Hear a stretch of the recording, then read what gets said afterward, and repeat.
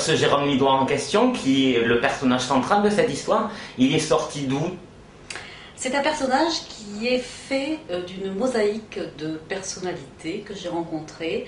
Il est fait aussi de moi-même, certainement, de plein de personnes, des rapports mère-fils que j'ai pu observer dans la vie et qu'on a tous l'occasion de voir partout. Donc c'est un petit peu un miroir que je tends à chacun.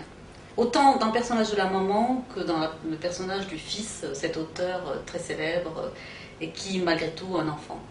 Alors justement, l'histoire en vient, sans trop la dévoiler. Est-ce que vous pouvez nous faire un petit résumé?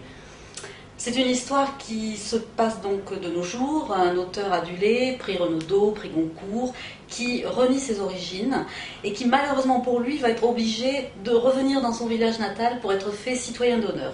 Il est obligé parce qu'il doit faire plaisir à sa mère, c'est le fils unique, il n'est pas marié, bon, il a une vie peut-être un petit peu compliquée, il a un secret et ce secret on ne le connaîtra qu'à la fin du livre. Ce secret l'empêche de vivre, d'avoir vraiment une vie épanouie.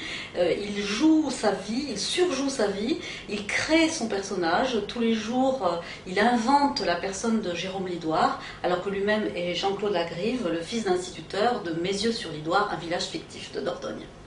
Ce livre, on le dévore, on rit beaucoup aussi, on l'a dit. Qu'est-ce que vous aimeriez que les gens disent une fois qu'ils ont refermé votre livre? J'aimerais surtout que ce soit perçu comme la comédie, une petite comédie légère, avec toutefois un fond un petit peu profond, c'est-à-dire j'ai tenté d'épingler un petit peu les travers de notre société, la mode, la branchitude, etc. Merci beaucoup Martine. Merci à vous, au revoir.